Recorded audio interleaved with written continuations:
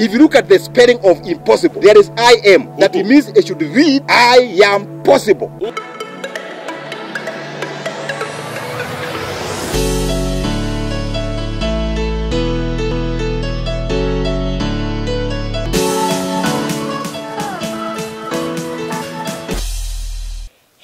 Jambo great people, yes, this is another exciting Friday. Na tuko hapa Garden of Joy, and asanteni sana for all those people who are tuned in, and we say karibuni sana sana, and we are always glad that ukiongea na sisi tunakuongelesha, you give us feedback.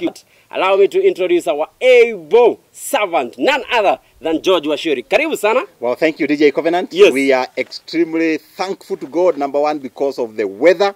And also we are very grateful to our viewers, to the people who follow us. And we are here to educate one another, to sharpen one another, to inspire one another so that we are better people. We are able to move from one step to the next. So DJ Covenant, today I am very excited. Excellent. And that's bring us to our topic today. And our topic today is turning impossible into possible. Turning impossible into possible. Let's describe to them what is turning impossible into possible. Just let's describe that first. Wow, thank you, DJ Covenant. And today is a very, very interesting topic. And this topic, I got it when I was doing mentorship. You know, we are doing a mentorship for people who want to be the expert in sales and marketing. And I discovered that when I was training these people, there is that feeling of that many things are not possible. Many things are impossible. And it sent me thinking that how many opportunities do we miss because we believe that whatever you want to do, it is impossible. And today we are discussing how we can turn that impossibility, into possibility. And when we talk about impossible, you know, already it blocks our mind. It blocks our viewers' mind. And impossible means that, you know, you are viewing something as if it is not practical. You know, it is not practically possible. It is not viable. You know, it is not workable. It is paradoxical. Hey, hallelujah. Paradoxical. Yes. And of course, we have put our minds in this paradoxical kind of thinking that we have missed opportunities right, left, and center. Yes. You know, that is called the impossibility thinking. And today we are going to discuss how to break this impossibility into possibility. And that's why we are here this particular time, to ensure that our people, the people that we inspire, the people that we exhort, the people that really want to make a difference, we must break this impossible kind of attitude and be able to talk about it today to make it possible. What does it mean by making it possible? It means that this thing is, whatever you are dreaming, whatever it is, it is realizable. You can make it. You can do it. It is workable. It's doable. It's viable. It's attainable. It's conceivable. And we want our people to have those ideas that they know this idea is conceivable. If you dream of investing with Optiven, don't say, I am now jobless. Now you are bringing the thoughts of impossibility. Bring the thoughts that I am going to get a job, and I am sure I will get something in the Garden of Joy. I'll get something with Optiven because already it's in the mind. So we are breaking the impossibility to possibility. Yes. And I like one author and who said, if you look at the spelling of impossible, there is I am. That it means it should read to you, I am possible. That everybody who is listening to us, there's nothing impossible to you. Everything is possible. And of course, DJ Covenant, yes, not only looking at the writers and the authors, even the Holy Book, the Bible. Yes. In the book of Mark 9:23, Jesus said, if you only believe, all things are possible for those who believe. If you only believe that whatever vision that you have could be a vision of wanting to get married, the good men are still there. Yes. Don't say that all men are dogs. No. No. There are some men that are like cows. Yes. There are other men that are like farmers. So men are there. Yes. So if you believe it, that there are still good men out there, yes, I can guarantee you, yes, the universe will converge. And the universe will bring you the right person. If you believe you are going to be a top CEO in Kenya, you believe it. Yes. Mark 9:23. Yes. it is going to be possible. Just the other day, DJ Covenant, that we started very humbly. And God has been there. God can be there for you because he makes things possible. Yes. Wow. There you go. You have it. Mr. George, as we go back to our topic. Yes. What are some of the things people consider impossible? Hizo vitu zenye mtu anaangalianga hivi anasema, yes, this is impossible. Wow. You know, that one reminds me when Kenya was young. 50 years ago, when Kenya was growing. And there was this white man who came to Africa. And when the white man came to Africa, the white man saw possibilities. And they were even able to convince the African people to give out our land. Whereas us in Africa, we did not see the possibilities.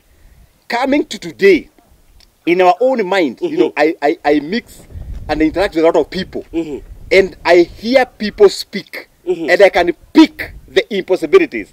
And many a times you hear somebody say, I believe that I want to start a business, but I don't have no capital. It is impossible to start a business. Why? I have no capital. That's already an impossibility. Somebody says, I'm looking for a good job, yes, but I don't have the right papers.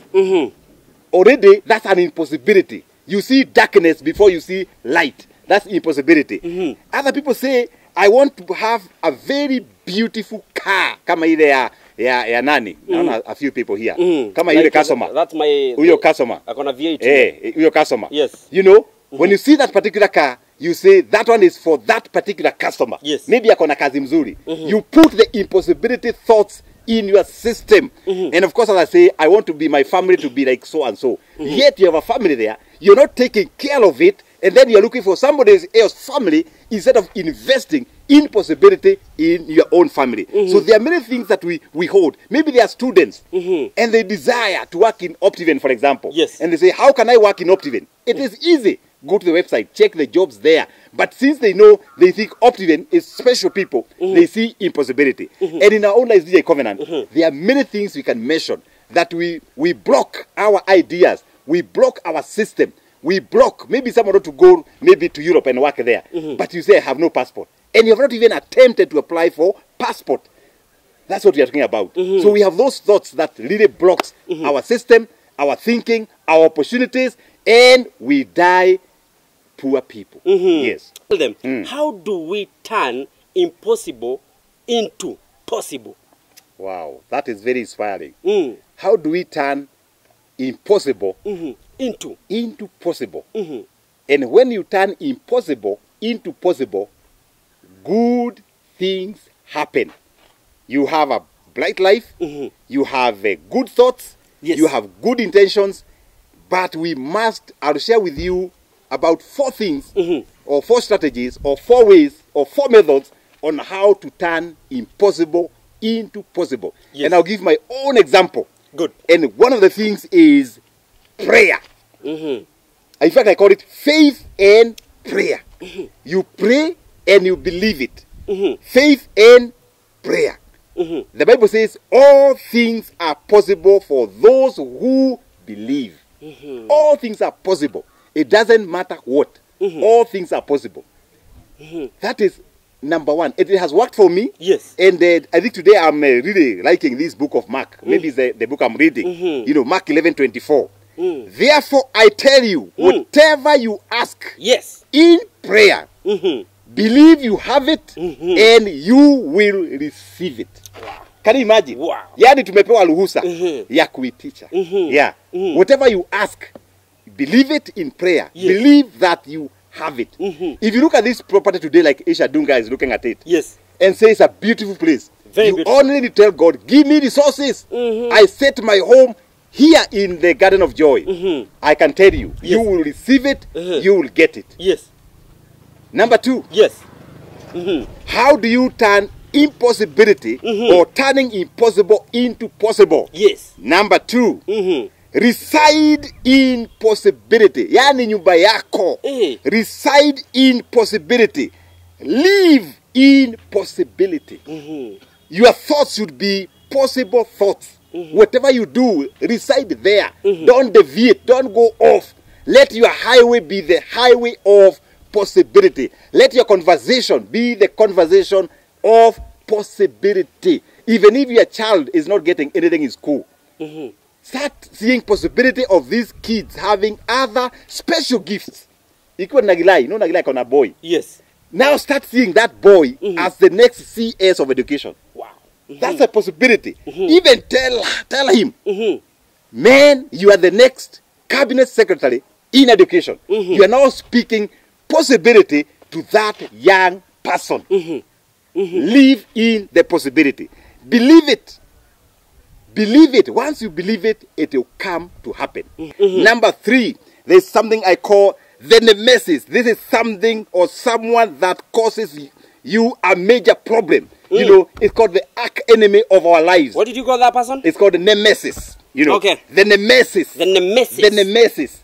It can be something or somebody who causes you a major problem in your life. It's called nemesis. Nemesis. Or you can call them the arch enemy. The arch. Nikama archbishop. The arch enemy in our lives. No, you know when you mention such names, that's where they say uliomoka. It means uliomoka. Such names. The nemesis. The nemesis. And how do you discover you have this kind of nemesis? 3 things you can test yourself. You can test as our viewer out there. If you find yourself that repeating the words, I can't do it. Uko na huyo adui. The nemesis. You have that enemy. You know, that can cause you major problems. That your speech is, I cannot do it. Your speech is, it's not doable. It is not possible. That's the arch enemy out there. And what happens? It will bring you down. And then if you find yourself says, it is not possible for me. Hey, me. Investing in the Garden of Joy. It is not possible for me. It is possible for Professor Wanderi. It is possible for Carol or Venoe. That's the arch enemy within your system. And if you find yourself saying, it is not time yet. It is not yet time to invest. The enemy is within you. You know, you are brought here by JP. You are brought here by Muteti. And then you say, it is not time to invest. And for sure, you know in your account, you know, you have fixed 2 million. And this property here is only 1.295. That enemy, that arch enemy, that it is not yet time. It is going to ruin you and cement that disease called impossible. It will cement it. And this afternoon, we are breaking down that thing called impossibility. But if you feel that every time you are saying, it is not the right time to invest, you have it. I am not good enough.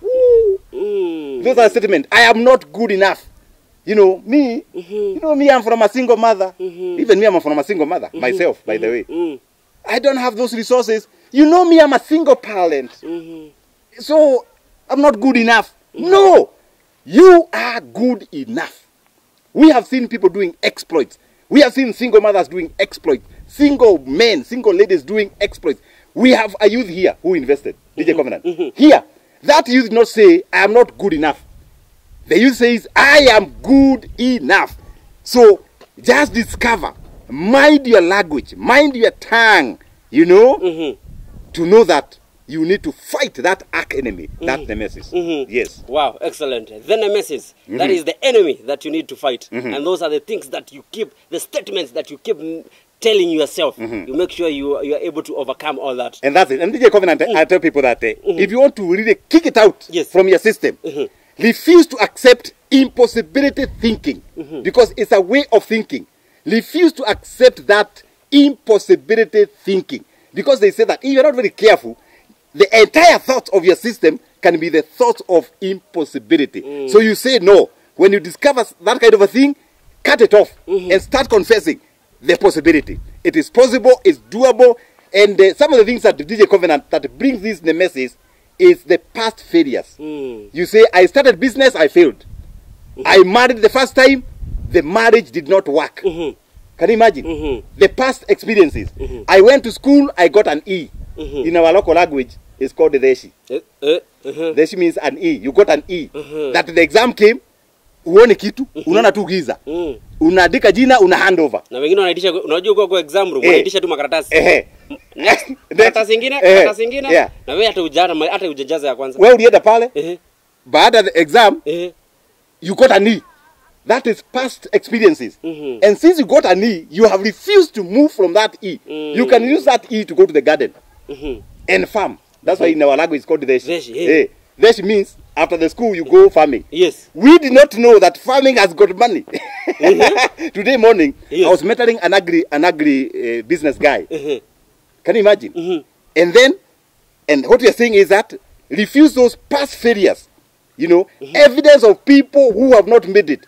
And every time you say, I know so and so who invested and lost the money. I know so and so who invested and lost the money. So I am not going to invest. Wow, DJ Covenant.